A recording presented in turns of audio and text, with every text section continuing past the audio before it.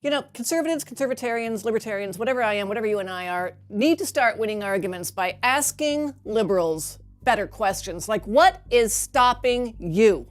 I saw this old piece of a 60-minute segment from like the 70s. I can't even think of where to find it now. I don't know where I saw it. I can't remember. But I think it had Morley Safer in it. If you know what I'm talking about, then let me know. But it's a story about two black guys in the inner city.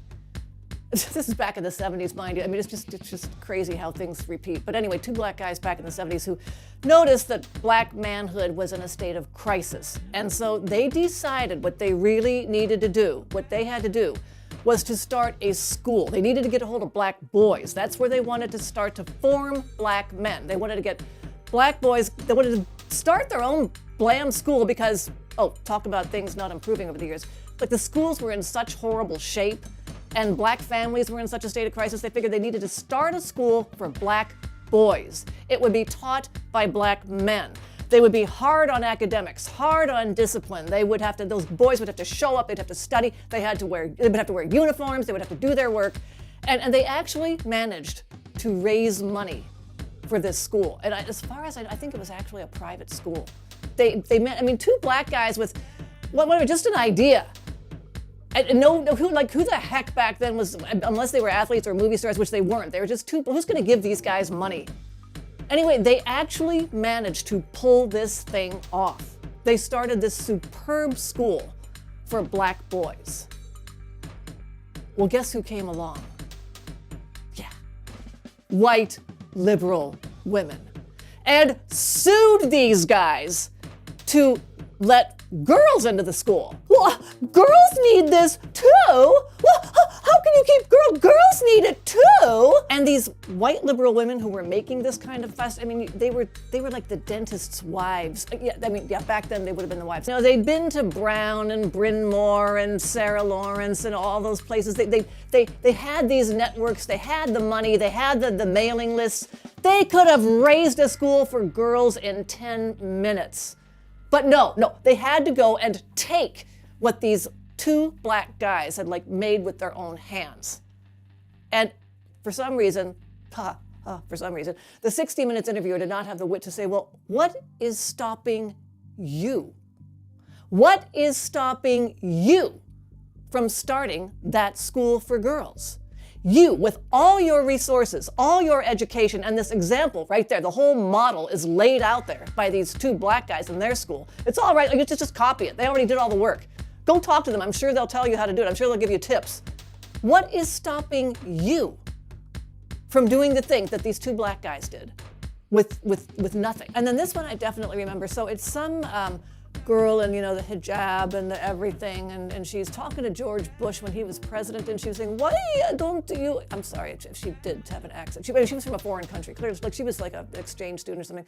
Why don't you tell Americans that Islam is really the foundation of democracy in America? Why don't you tell people that Islam is the first democracy? Okay, all right, George Bush gave her some nice answers, I can't remember what it was, but the thing is, he could have so easily said, why don't you? What is stopping you? It's your idea. It's your message. You're living in America now where you can go out and raise money, she could have written that course and she could have forced it into New York City schools. She could have had every New York City public school student forced to study that curriculum and memorize that message probably within 5 years of 9/11 happening. What's stopping her? She's bold enough to actually speak to the President of the United States. That's what this country is like. What was stopping her from spreading this message herself? If I can find that piece of footage, I'll put it in, but I don't think I'll be able to find it, but you might remember that confrontation. No, liberals, you've got this swell idea for reparations. I have an idea for you. What is stopping you from requiring people to pay to register Democrat?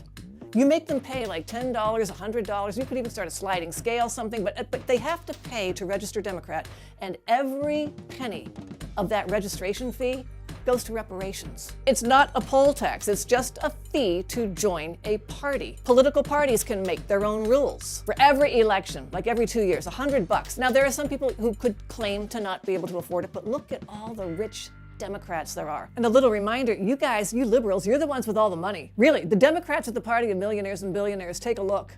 So you could just order all these like super rich Democrats to sponsor, say, oh, I don't know, 1,000 poorer Democrats each, or 100, whatever. Oh, and here's another one about fossil fuels. Yeah, we're all gonna have to pay sky-high prices for gasoline if all these green initiatives, or if half these green initiatives get passed. I mean, you should even see the taxes we pay in California, the taxes we pay at the gas pump. You could work something out so that every time you stuck your card into the into the gas pump thing, into the reader at the gas pump, you could actually arrange something so that every amount you pay, you pay $5 of gas, whatever, $5 goes right from that bank account that card is on into some green fund. You could work that, you could make that happen. Look, that happens with, you stick your card and they say, do you want a $5 car wash? Or when you're checking out at the grocery stand, they say, do you want to give $3 to, March of Dimes or whatever? That is something that would be very easy to implement, and you could just turn it on with your bank, or you could make it happen every time at the pump. You stick your card in and it says, do you want to match the value of this purchase for the super green fund, or donate $5 to the green fund, whatever? That's something that every Democrat in this country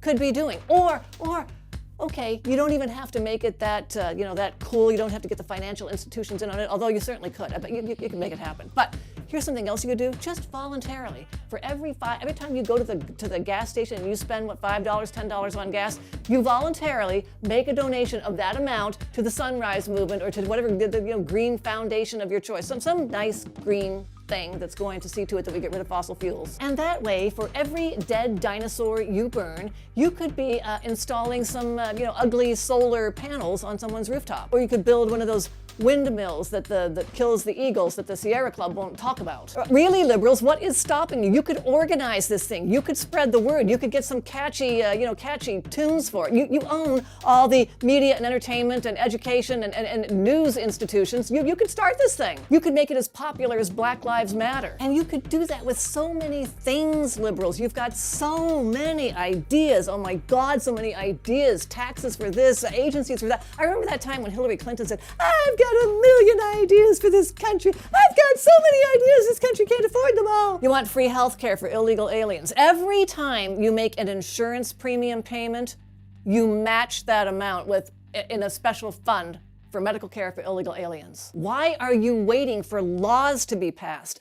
Why are you waiting for this thing to become mandatory for everyone when you can start doing it now? Something you can monitor, something that, dedicated, indoctrinated people can administer. Church groups do this sort of thing. They think that there's a little village in Mexico that needs a church and a school, that they go down there and they build it. But yeah, why make it hard on yourselves? Why try to twist the arms of stupid, stingy people like me? And why go around campaigning for laws when it's all within your hands? Quit working on people like me. I'm hopeless. People need to start asking liberals that question. We need to ask them at live debates. You need to ask them at town hall meetings and city council meetings and school board meetings. You ask them the next time you're having this conversation. You just go to your phone and you say, here it is, Sunrise Organization. They accept donations. Do it right now. What's stopping you? So that's a way we need to start winning more arguments, is asking liberals that question. Whenever they spring another one of their brilliant ideas on you, just ask them, what's stopping you? Do it right now.